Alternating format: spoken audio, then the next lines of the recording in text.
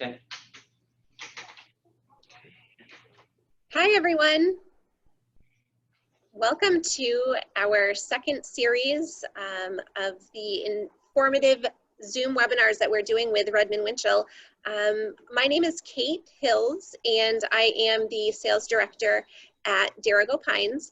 I'm here at Dirigo Pines right now, and I do have some residents that are also watching this from our Kenduskeag gathering place. So they've heard me talk about this many times, but for any of you that have not, Dirigo Pines is a senior living community. We have the full continuum of care from cottages and independent living all the way through with assisted living, specialized care, and memory care. So today we're going to be talking about advanced healthcare directives. This is a workshop that we have put together. And our guest speaker is Anthony Pellegrini. I wanted to kind of give you a little bit of background on Mr. Pellegrini. He is an attorney at law and focuses his practice on estate planning, assisting individuals and families with safeguarding their financial and healthcare needs and goals. Tony was born and grew up in Bath, Maine. He is a graduate of Dartmouth College, magna cum laude, Cornell University, and Boston University School of Law, magna cum laude, where he served as a case and note editor of the American Journal of Law and Medicine. He currently lives in Holden with his wife. He has 3 grown daughters. When not practicing law, Tony enjoys hauling lobster traps in Down East, Maine. Tony, thanks so much for joining us today. How are you? I'm well, thank you very much. Good morning, everybody who's here. You can see me, I can't see you. It's a little bit odd, but I'm trusting you can all see and hear me. As Kate said, my name is Tony Pellegrini. I am an attorney with Rudman Winchell in the estate planning practice. And we're going to talk today about advanced healthcare directives. Advanced healthcare directives are one part of an individual's estate plan. It's a very important part and something that oftentimes is not considered when thinking of an estate plan. To correct that so that everyone will be thinking about these, we're going to give a little presentation today. So my clicker's not working. How come it stopped working? There we go. Okay. So advanced healthcare directives are an important part of everyone's estate plan. An estate plan generally deals with things like wills and powers of attorney. These are things that deal with your property. So a will directs where your assets will go, who will receive your property after you've passed. Power of attorney is something that is effective while you are alive, but it allows your agent to deal again with your property, with your bank accounts, things like that. But an advanced healthcare directive is different. It doesn't deal with your property. It deals with you personally. It deals with your health, how your physical being will be treated. And so it is a different type of document. It acts in a different way than the other types of documents, but it's very, very important because, of course, everyone's health is very important. So before we even start talking about healthcare directives, we have to start with first principles. And the first principle is that when it comes to your health, every adult has the right to control their medical treatment. And that is not just what they can have done to them, but also what they refuse to have done with that. So we call that informed consent. Anyone who has gone to a physician and needs a procedure will be instructed on informed consent. The physician will talk to them about what the benefits are of the procedure, what the risks are of the procedure. They'll be asked to understand, and then they will be asked to actually accept or not accept the risks of going forward. So every individual has that right. As long as you have capacity, and capacity is a legal term, meaning you have the ability mentally to understand and make decisions. Okay, as long as you have capacity, you can make your decisions. You can speak with a physician, you can agree or disagree, you can accept risk, you cannot accept risk, etc. But what happens if you don't have that ability to speak? If you no longer have capacity, that's where the advanced directive comes in. So an advanced healthcare directive is actually a creature of statute. We have laws written about this in the state of Maine probate code, and it's described by statute as an instruction from or a power of attorney for healthcare that is issued by an individual. So the individual, also called the principal, is the person who gives these instructions and they give these authorities. And in doing so, the goal is that that individual, that principal, will have his or her wishes followed. That's the goal. That's what these directives are for. You cannot speak for yourself, so the document allows someone to speak for you. Now, in years past, we've had several different names for these sorts of documents. You may have heard them called a living will, a durable power of attorney for healthcare, a healthcare power of attorney, a healthcare proxy. These are all more or less the same thing. As the concept has evolved over the years, from a lawyer's perspective, there are differences between them, but as a concept, if you've heard of these in the past, they're generally the same thing. So you can sort of equate with them. But we're going to be talking about what today is recognized as this very specific document called an advanced healthcare directive. So before we really start talking about an advanced healthcare directive in detail, we have to answer the really important question: why should I have an advanced healthcare directive? So an advanced healthcare directive is used to make healthcare decisions if you can't do it yourself. And there are any number of reasons why you can't do it yourself. The lack of capacity is clearly the most well understood reason. You cannot speak or you cannot make decisions. This could be because you are in a coma or persistent vegetative state. You may be sedated, so you can't ask. You may have a brain disease or condition, such as dementia or Alzheimer's, that prevent you from being able to understand properly or form rational thoughts. So there's any number of things that make it that you cannot communicate your wishes. And an advanced healthcare directive is there to take over when you can't. It's also important because it allows you to specify ahead of time your consent or non-consent for certain types of treatment.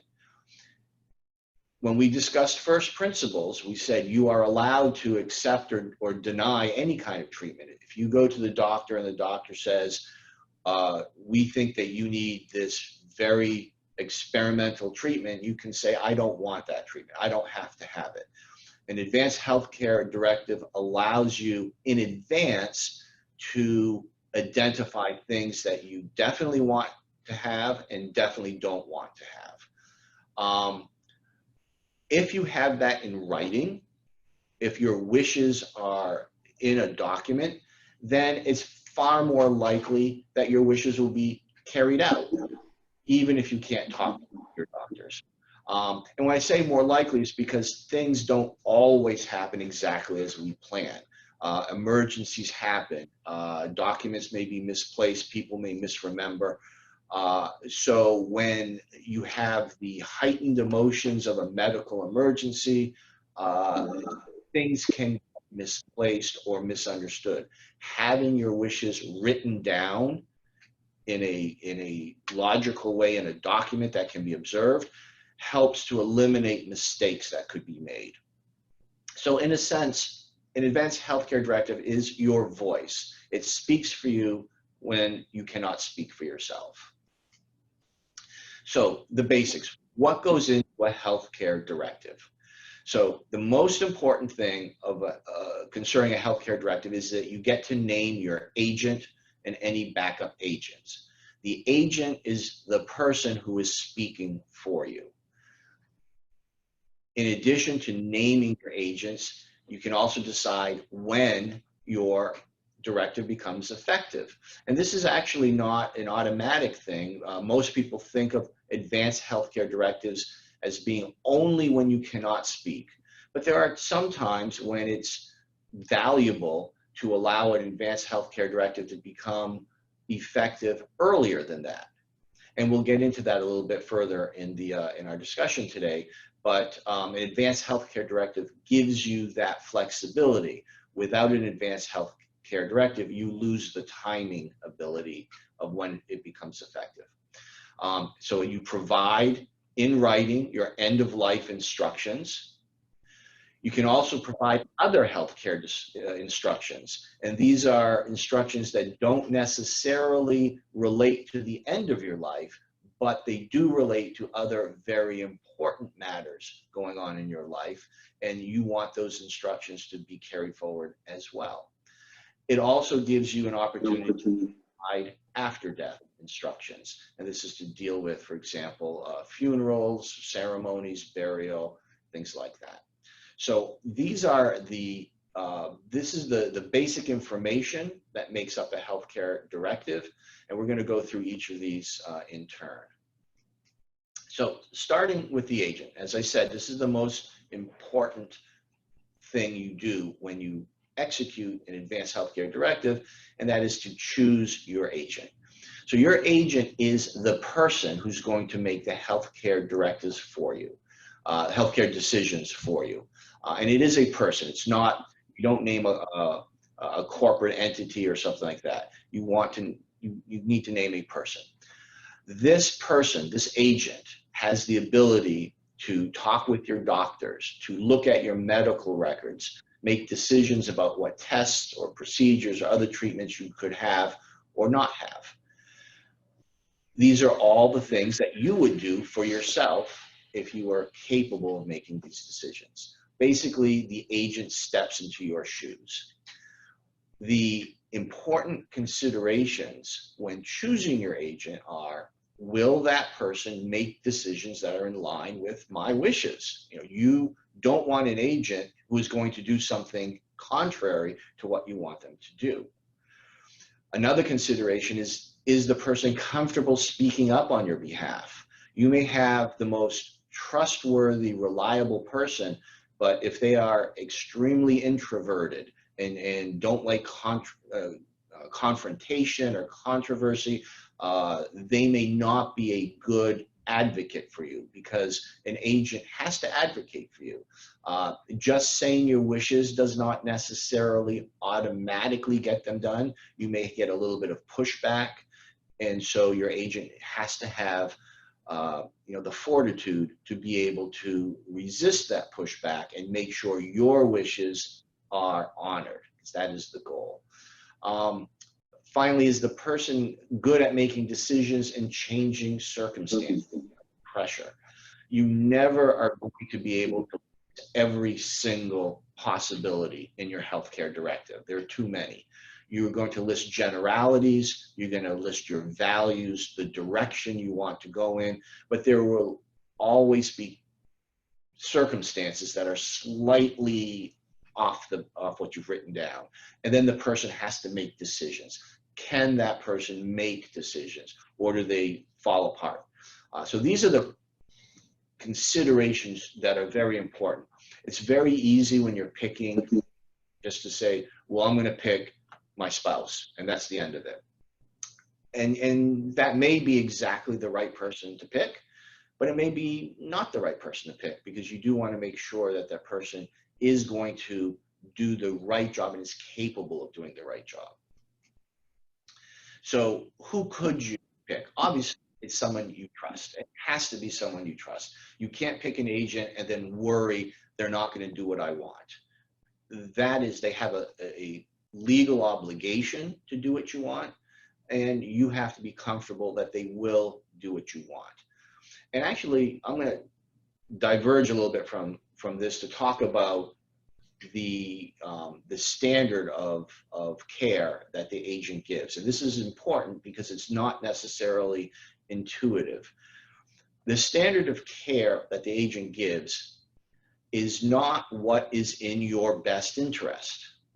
That's kind of surprising. You'd think the agent has to do what's in your best interest, and that's not the standard of care. The standard of care is the agent has to do what you want to do, what you would do if you were speaking for yourself. People have the right to act contrary to their best interest. You know, for example, there could be a type of medication that would definitely help your condition. And a physician would say, I recommend you have this medication. And you may have, for whatever reason, you don't want that type of medication. I never want that type of medication. It may be an irrational decision, but it's your decision. You're allowed to make it. It may be not in your best interest to refuse this medication, but you are allowed to do that if you were the one talking to your doctor. Therefore, your agent also has to have that same mindset. They have to do what you want, even if it's not in your best interest. Even if refusing that medication is contrary to your best interest, if that's what you want, then that's what your agent has to do for you. So that's the standard, and it's important to know that, because it's important for your agent to know that. Your agent has to know that what they're doing is what you would do, what your wishes are, not necessarily what someone else thinks is best for you. So who should be your agent? So obviously, we have the list here. Family members are the people that you normally think to. So a spouse or a domestic partner, a mother, a father, a sister or a brother, son or a daughter. Generally, this is the pool of people you look to, but it doesn't have to be any of them. It can be a good friend. You know, oftentimes people will say, well, I would like my daughter to be my agent, but I don't want to offend my son. You shouldn't think that way. It's not a matter of a popularity contest or spreading around the responsibility. It's an extremely important role, and it has to be done by choosing the right person. So if your daughter is the right person, then you have to let your son know, I am choosing your sister because of this reason. If you decide a friend is the right person, your spouse is not allowed to be upset about that. You know, you have to explain why you're making this choice, but it is your choice. And if a friend is the best choice, then pick that friend. Now, there are some poor options as well. It's not that you could never pick someone on this list, but you really ought not unless there's a very good reason. So you really ought not to pick someone under the age of 18. They're considered a minor. They don't have the full legal capacity as an adult. It's not necessarily that they would be listened to if they're a minor, but more important, it's also probably a bad idea to put that amount of burden on someone that young. So we shouldn't pick someone who is under the age of 18. You really ought not to pick an employee of the healthcare facility where you are. Oftentimes, especially, for example, someone who may be at Dirigo Pines, they have a lot of relationships with the staff and the employees there, and they may feel very close to them, but that's still not something that should be done. It can create appearances of conflicts of interest, and we want to avoid that. We don't want pushback from the caregivers because they believe there's a conflict involved. So you want to avoid that. Also, for the same reasons, you don't want to pick your current healthcare team, your current physicians or nurses or practitioners, because again, there could be the appearances of conflicts. Finally, you probably ought not to pick co-agents. So oftentimes if a person has 2 children, they'll name both of the children as their co-agents. And that's not a good idea, because now you have opened up the possibility of conflict between the 2 agents, and then nothing gets done. You don't want there to be fighting. You don't want there to be conflict in making these decisions. These are extremely important decisions.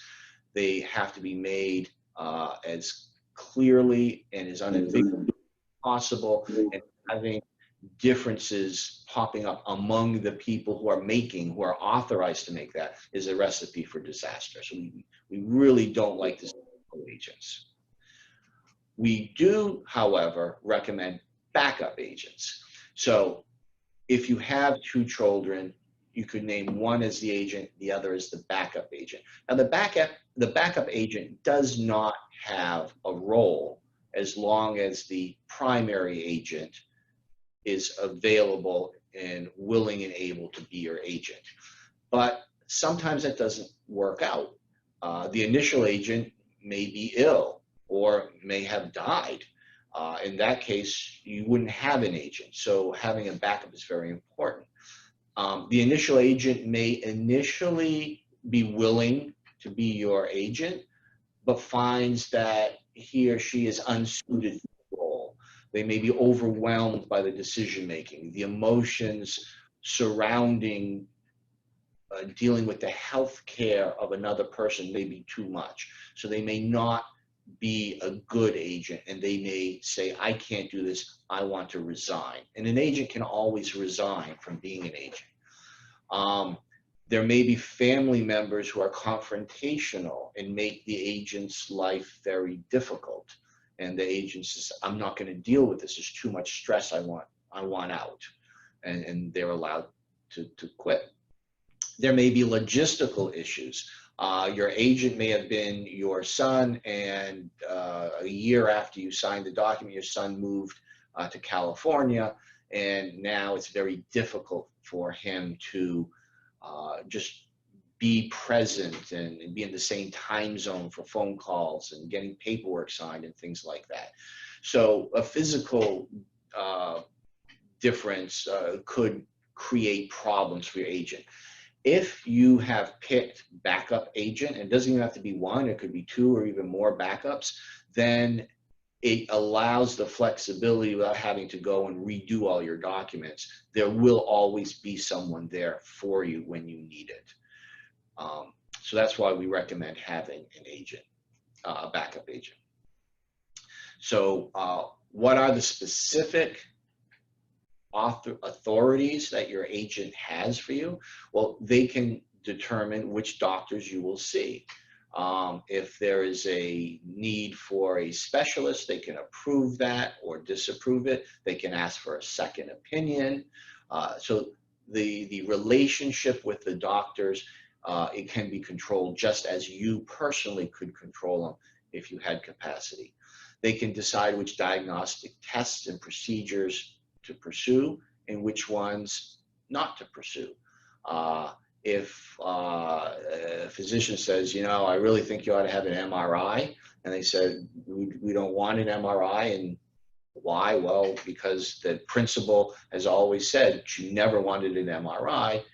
Again, it could be irrational, but your agent can say that and not have that. We already discussed medications. So the medications that can be administered or refused, again, your agent has the ability to make those decisions, and those decisions are to mirror what you would have done if you had capacity.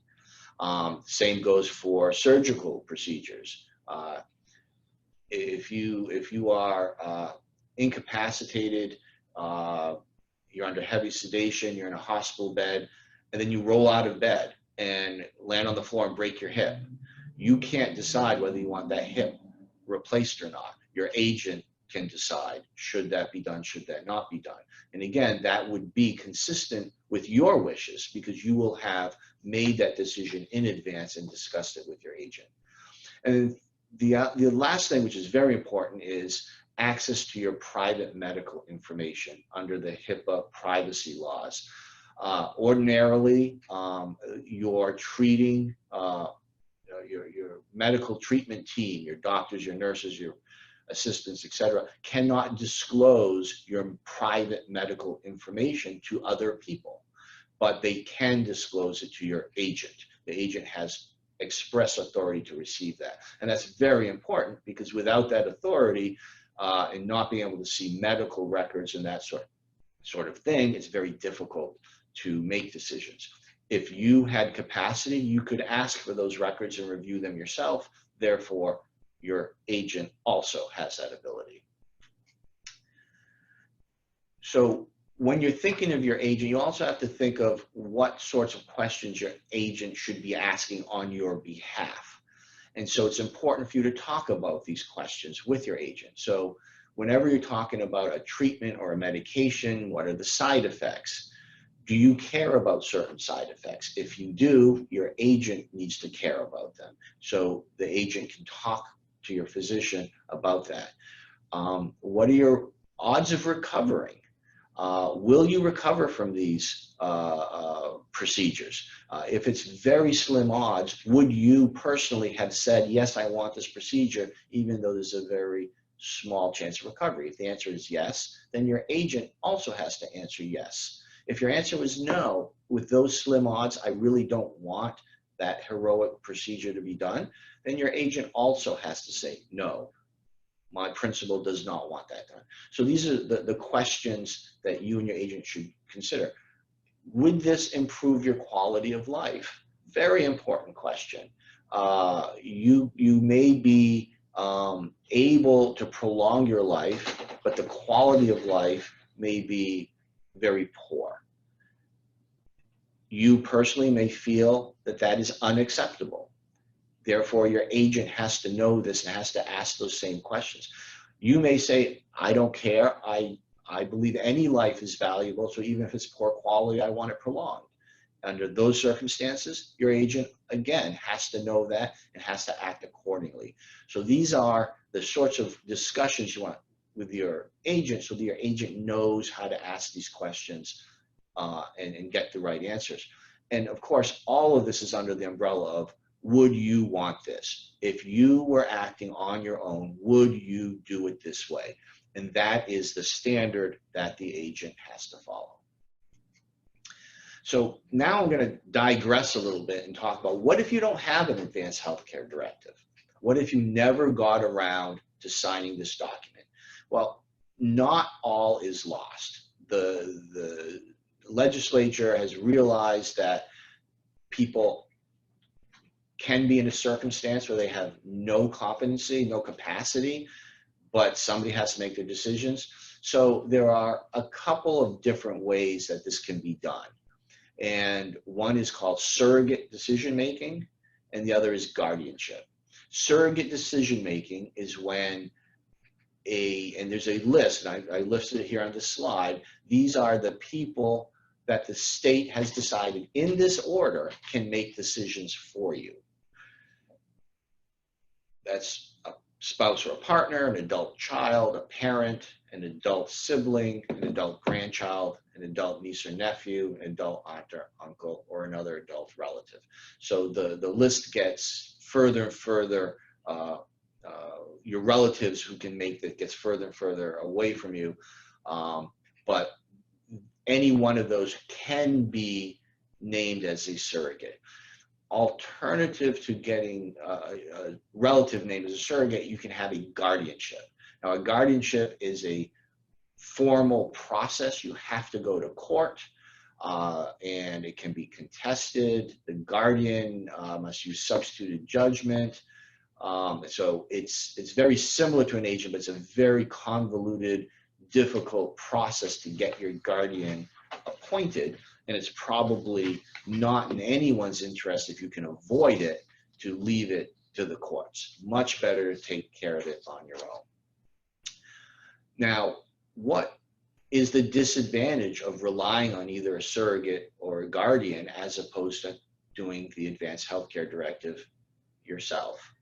So if you're going to rely on a surrogate, then you are limited in the timing. A surrogate can make no decisions for you until you lack capacity.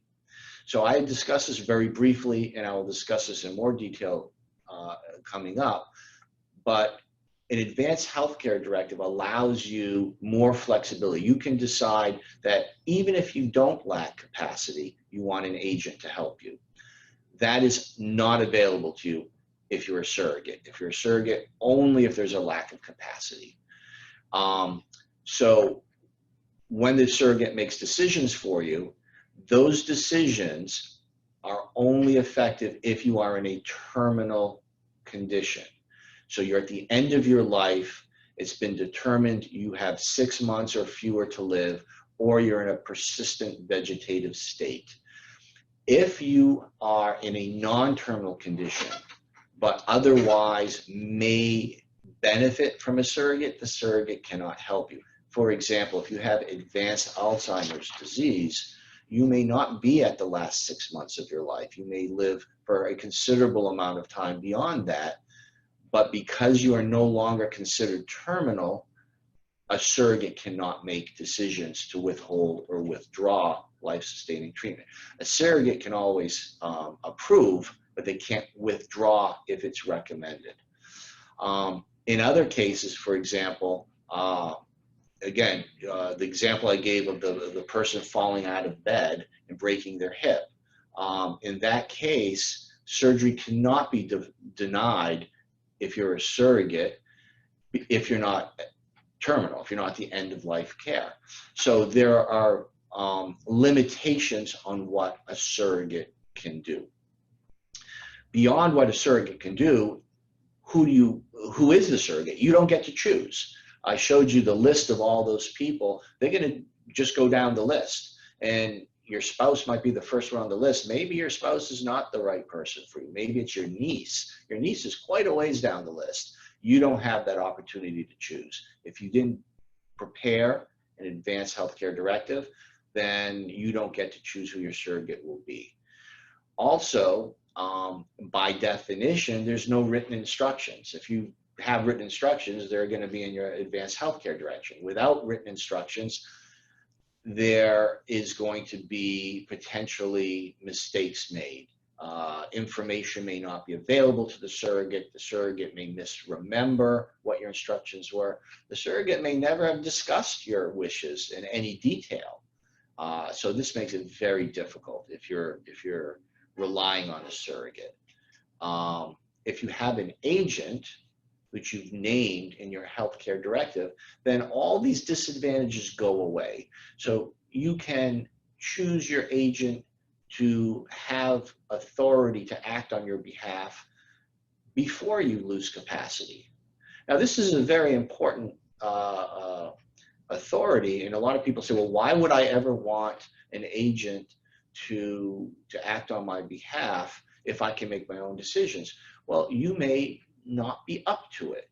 Maybe you don't feel well, and you don't want to go through the process of contacting your provider for medical records.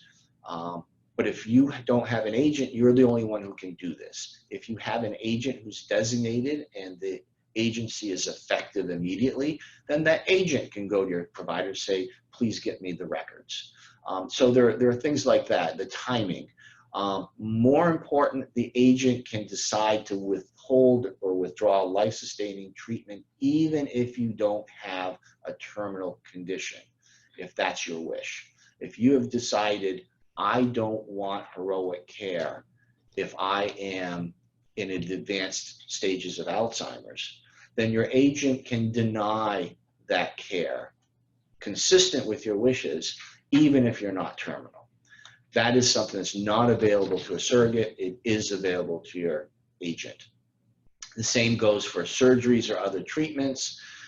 Even if they're medically necessary, they can be denied if that's your wish. And you don't have to be terminal for that to take place. Obviously, you choose your agent, so you don't run into the problem of the surrogate being picked who's not the right choice, because you will be picking the right choice. You'll be picking your backups. And finally, your instructions will be, at least in part, written down somewhere. And so that's going to minimize the potential for misunderstanding or disagreement, et cetera.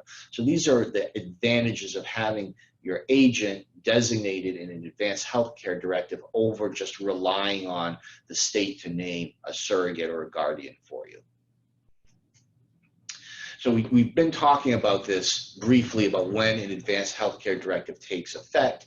So most typically, we talk about an advanced healthcare directive turning on when you are unable to make your own healthcare decisions. So this could be because you are unconscious, heavily sedated, in a coma.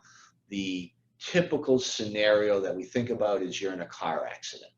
So you are temporarily unable to make your decisions. In that case, your agent makes decisions for you. You also may have a chronic condition such as dementia or Alzheimer's, or a mental illness, or other things that prevent you from forming coherent or rational thoughts. Someone with severe mental illness is not able to make, they can't give informed consent because they can't understand the treatments or procedures that they're being offered. So in those cases, an agent can act for you. In certain cases, drug addiction, if it's a very severe case, can take away your capacity. And so your agent can act for you in those conditions. And as I've discussed previously, you can also make it effective immediately. You don't have to wait for one of these things. In those cases, your agent can act to help you right away. So that's when it becomes effective. Now we're turning to really the heart of your document. What are your instructions? So having an advanced healthcare directive, one of the things you do when you prepare one is you think about your end of life instructions. You think about what you want done and what you want not done. And these are often very uncomfortable things to think about. People don't like thinking about these things. They don't like thinking about being in a position where you can't make these decisions, or being in a position where you may die. That's not a fun thing to be thinking about. And therefore, people like to put this off. But it's not a good idea to put this off. It's a good idea to think about this. And the things that we ask whenever we at Rudman Winchell prepare advanced healthcare directives for our clients, we ask them to think about these sorts of questions. So, do you want medical procedures or interventions? And it's not an all or nothing. It's not just yes or no. You get to choose. You could say, there are certain procedures I always want. There are certain procedures I never want. And again, it doesn't have to be rational. It can be whatever you personally feel is important to you. A lot of this is around the realm of artificial support. So a ventilator, we're hearing a lot about ventilators in the news these days. With the coronavirus, one of the primary treatments when you have a very severe case is to be on a ventilator, a machine that helps you breathe. Do you want to be on a ventilator? You may believe that it's important to be on a ventilator in certain cases, but not in certain other cases. If you are terminal at the end of your life, you're expected not to survive for the next 6 months or so, you may not choose to be on a ventilator. Why be put on a machine to breathe for you for that short period of time? On the other hand, if you have coronavirus and the ventilator can help you recover from it, you're not terminal at this point. Maybe you do want a ventilator. So you have the opportunity to specify with as much degree as possible when you want certain procedures, when you don't want certain procedures. And those are medical devices, interventions, et cetera. Do you want the paddles put to your chest to shock your heart back into rhythm? You know, you may say yes, you may say no. So you have these, you have the ability to specify to whatever level of detail you're comfortable with what sorts of medical procedures you want and what sorts you don't want. You put it in writing, and now it's easier for your agent to know your wishes when things come up. Because even if you've had a conversation, you might have forgotten The agent might have forgotten. If it's in writing, now the agent knows.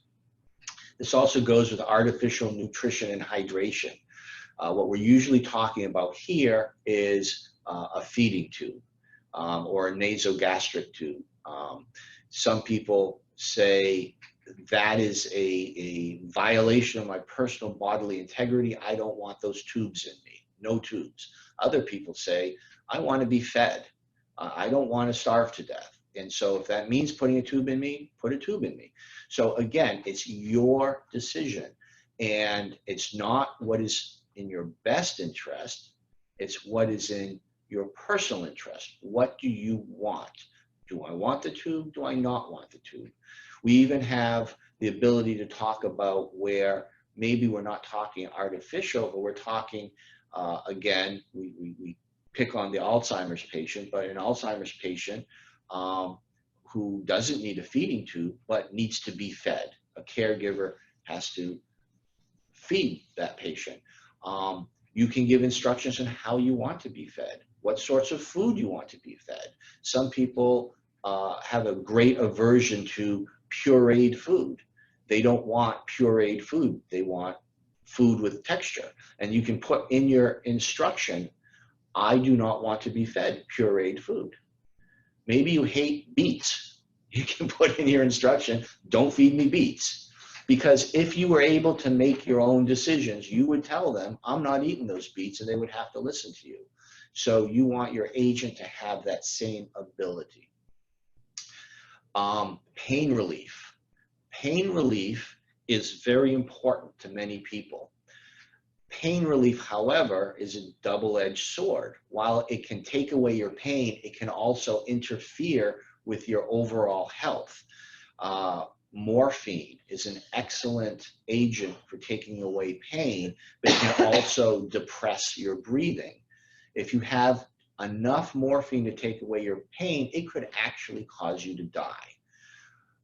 So we ask the person, what are your thoughts about this?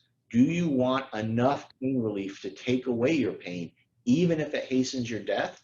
Or do you want your agent to be more circumspect and say, you know, give enough pain relief, but if it's going to hasten the death, then I'll tough it out. I don't want to be hastened to my demise because of my pain relief. Again, your agent won't know this unless you tell your agent, unless you write it down. But this is something we feel is very important to discuss with your agent so that they know what you want.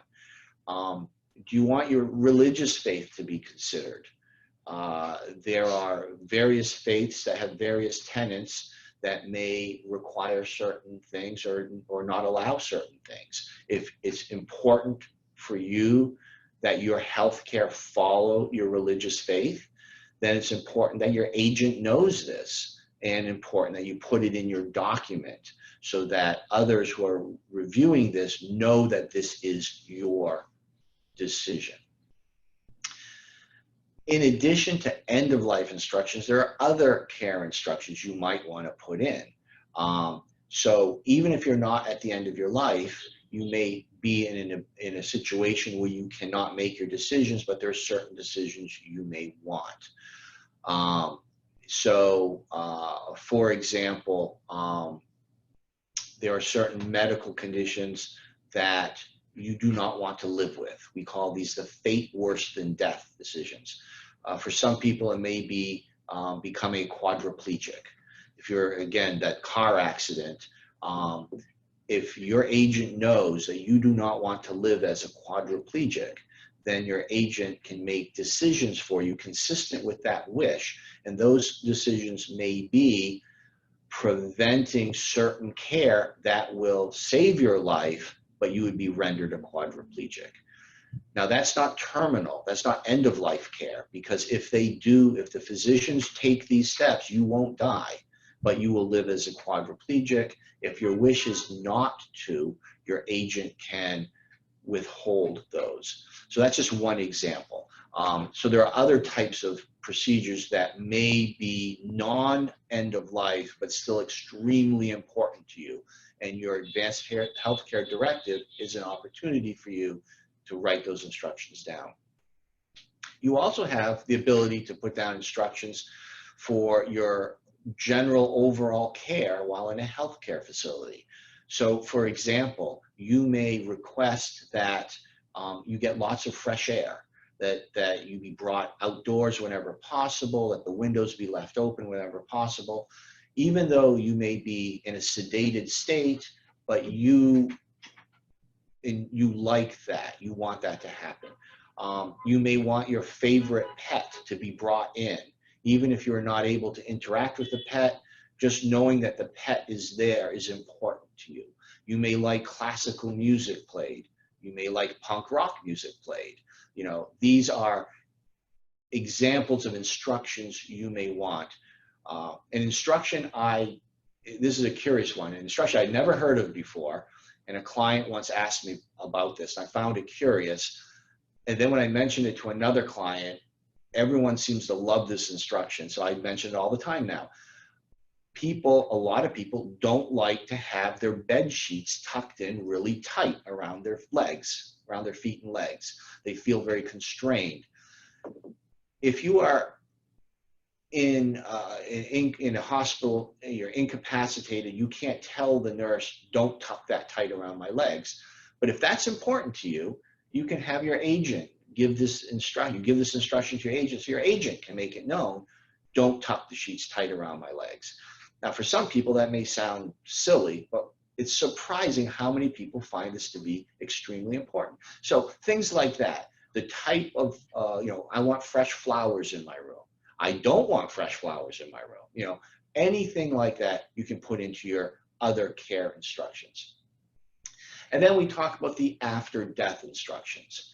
So who is going to get the custody of your body? You can specify. The state law has a default who it's going to be, but you can change that. You can say someone else gets the custody. What happens with your body? Is there going to be a funeral? Is there going to be merely a celebration of life, but not any kind of religious ceremony? Will you be buried? Will you be cremated? Will you be buried at sea? If you are cremated, what happens with the ashes? Are those buried? Are they scattered? All of these after death wishes you get to put into your document so that your agent knows what you want done. Are you interested in organ donation? Do you want your organs donated? Which organs? For what purpose? You may want them donated, but only for transplant purposes. If they will help save someone else's life, that's great, but you don't want them used for example, experiments or med school students and that sort of thing. Or you may say, I want them for everything. I don't care what you use my organs for, whatever the best use is. These are your decisions. You get to write them down in this document so your agent knows what to do. So this is a very important aspect of your advanced healthcare directive, your ability to really let your agent know what you want. But it's very important to do more than just write it down. You have to talk to your agent. You're never going to be able to write down everything. Your agent may not fully understand the words that are written down on the document. So you want to have the discussion. And it should not just be with your agent, but should also be with your backup agents so that they know your wishes. It's vitally important because even if you have an instruction that you did not write down, if your agent is aware of your wishes, then your agent acts on that. So the written part is important because it's something you can refer to, but even if it's not written, it can be acted upon, but your agent has to know. If you don't speak with your agent won't know what your wishes are. So that's very, very important. No written set of instructions can cover every circumstance. It's very important to not necessarily limit your discussion to specifics, but to talk in broader terms. Your values, your value system, your belief system, hopes and fears. With that understanding and knowledge, your agent can fill in the blanks. The gaps in your written instructions, your agent can still act consistently with your wishes if your agent knows your values, knows your hopes and fears. So it's important to communicate that. The more that your agent knows, the better your agent will be able to carry out your wishes. And that's the whole goal. The whole purpose of this document is to make sure that your wishes are carried out as you would have carried them out on your own. So how do you get an advanced healthcare directive? So there are several ways. The state of Maine has a free form. You can go on the internet. You can actually go to several different sites to get it. I happen to put down the Maine Hospital Association site. You can follow this link, but there are other ways to get it. So it's a form that you fill out. It allows you to put in pretty much most of the information I discussed today, not necessarily all, but there's quite a bit there. There are other things that you could use. There's an organization called the 5 Wishes. You can go on their website and get their forms. There's a very minimal cost. If you choose, you can go to an attorney. If an attorney is helping you put together an advanced healthcare directive, then it is going to be customized for you. More than that, you will be advised on how to fill it out. Part of the role of the attorney is to really help with all of the decision making, the explanation, etc. When you have merely a form that you pulled off the internet and it says, what are your instructions here? If you know exactly what that means, you're going to put down exactly what you want. But if you don't really know exactly what that means, you may be stuck. If you are working with an attorney, your attorney will tell you exactly what that means. They will help you with it. They will not fill that out for you. Obviously, you make your own decisions, but there's a lot of clarification. The downside, of course, is that there's a cost to it. You have to pay the attorney for it, which is a cost above and beyond what you would pay if you got a form off the internet. But those are various ways to get an advanced healthcare directive.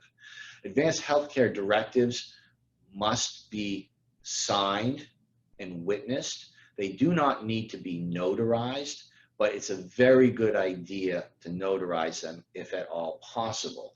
And the reason is people travel, and an advanced healthcare directive, if you are out of the state of Maine and you want your advanced healthcare directive to be recognized in a different state, if it's notarized, the likelihood it's going to be recognized is much better. You don't want to run into the problem where your agent is not allowed to act because a different state doesn't recognize it. So the more you can do to make it something that a different legal jurisdiction will recognize, the better. One of the things that we do at Rudman Winchell is we make sure that all the proper statutory references are built into the document. This allows another jurisdiction to cross-reference and realize that this is a legal binding document. A form off the internet, especially if it's a generic form as opposed to a state of Maine form, a generic form won't have those statutory references because it doesn't know what state it has to apply to. So that could make it less likely that it is honored. So there are reasons why you may want to have an attorney help you out with that.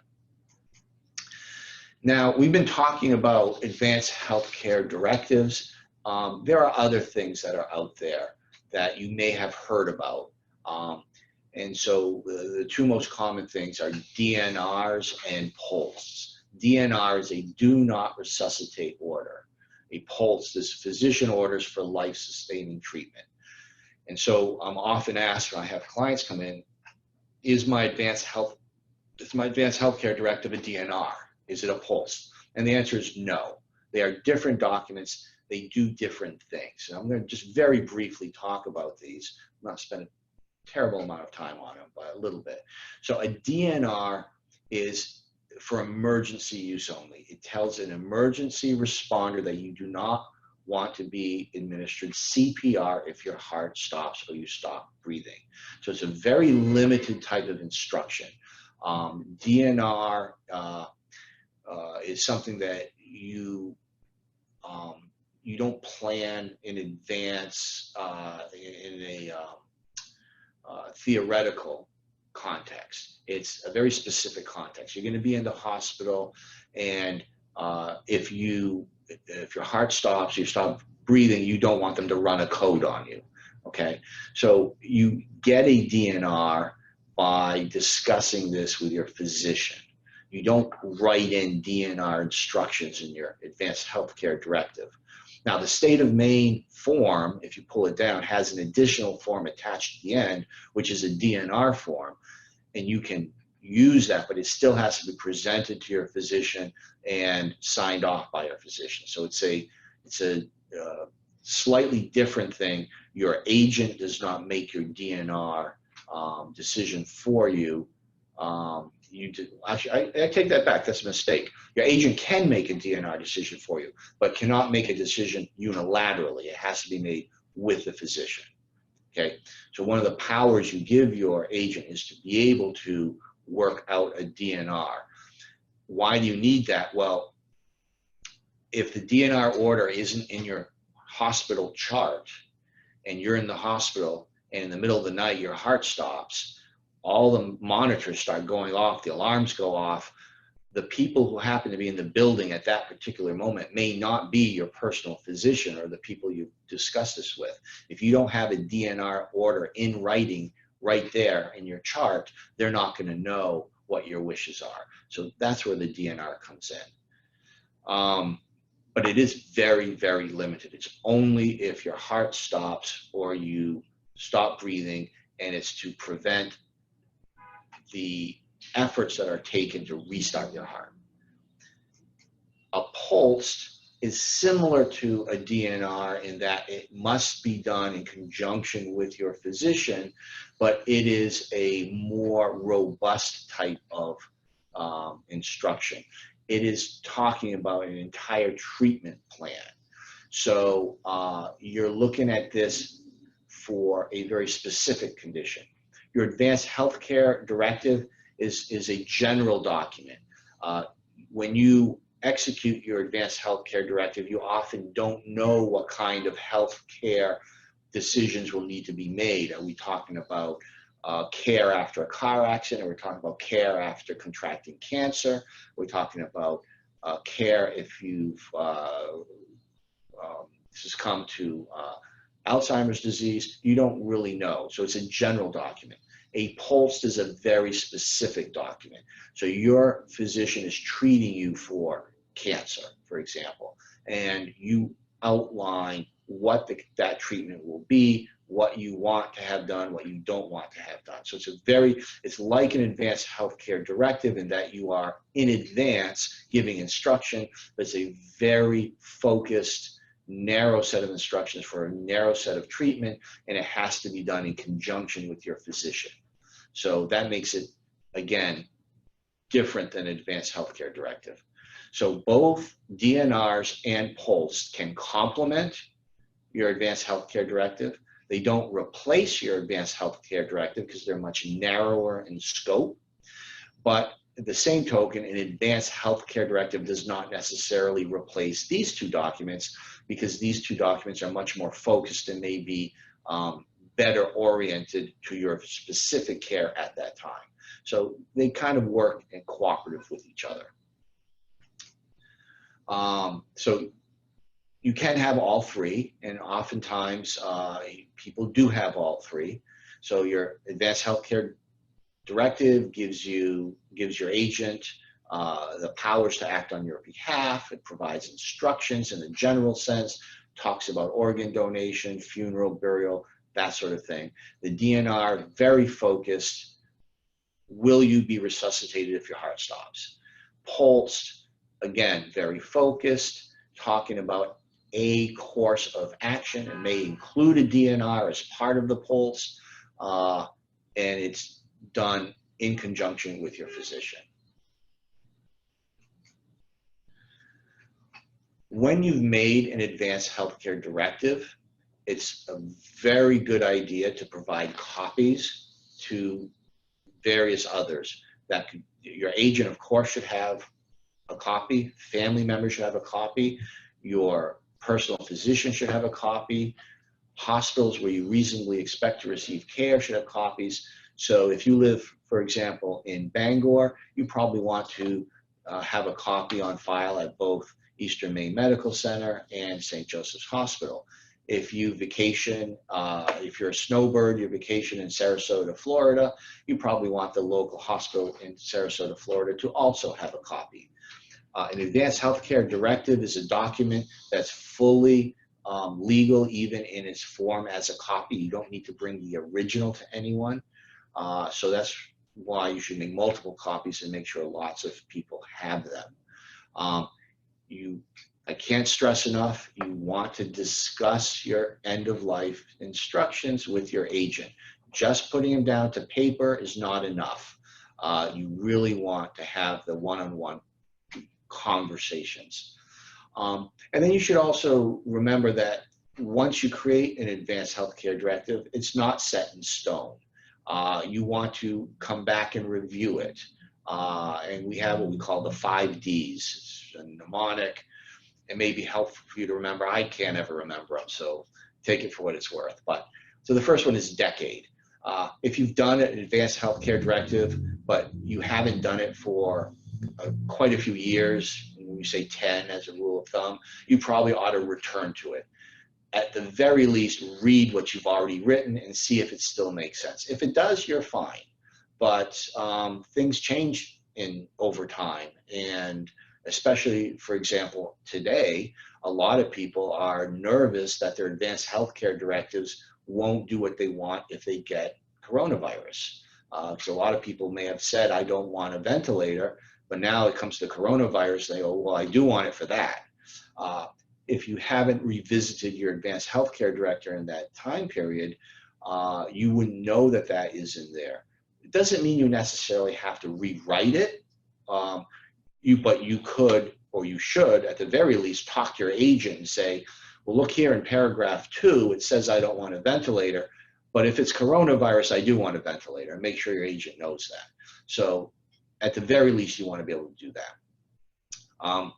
If someone dies, that's an important time to look at it, because it may be your agent or your backup agent who has died. And if that's the case, then your document's not going to be as effective as you want it to be.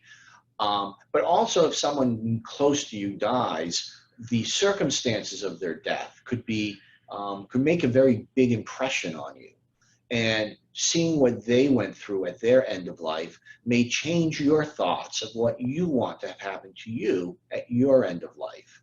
And so if something like that, someone close to you dies, it's always a good idea to go back and review your existing advanced healthcare directive to make sure it's still consistent with your wishes. Divorce, for obvious reasons, if you've named your spouse as an agent, you probably don't want your ex-spouse to remain your agent. So that's a good time to look at it. Diagnosis, again, pretty obvious on its face. If you have been diagnosed with a disease or a condition that you didn't have when you made your advanced healthcare directive, now you have something concrete to think about. Maybe you want to change your advanced healthcare directive to tailor it more to this particular diagnosis that you've received. And then general decline. As people age, their faculties start to decline, and you may want to revisit again, because your life is different now, and you maybe when you were younger didn't appreciate certain things that you now do appreciate as you start to feel a little bit of a physical change from when you were younger. So these are the times when it's a good idea to revisit your advanced healthcare directive. And revisiting means read it. First, read what you have. And if you see things you don't like, then talk to your agent, make sure that the problems are well understood. And if they appear to be significant, then do a new one. You should have an up-to-date, corrected advanced healthcare directive. So we're at the end of the talk. So it's, it sounds like throughout this talk that we're talking about the directive is for you, and it is for you. It's absolutely for you, but it's also for the people you love. because you are asking them to make decisions for you, and you're asking them to respect the decisions that are being made for you. An advanced healthcare directive really helps that. Your agent has the immediate obligation of making those decisions, but there are other family members who need to feel comfortable that these are the right decisions as well. If they have uncertainty or confusion or anger about the decisions that are being made, your agent can always show them your written instructions in the advanced healthcare directive, and that should alleviate a lot of the concern that the other people may have who aren't directly involved with your care. So there's, even Hey, though, Tony. yes. Sorry to interrupt. We do have one question. Hey, well, this is question and answer time. So it's perfect. So Christine wants to know, what is the cost of an attorney-prepared advanced healthcare directive? Okay, and that clearly depends on the attorney. I can only speak to Rudman and Winchell. If it's a directive for an individual, we charge a flat rate, which is $150. If it's for a couple, and so the two of them are both having them, then the flat rate is a discounted rate of $225 for both. Excellent, thank you. Are there any other questions?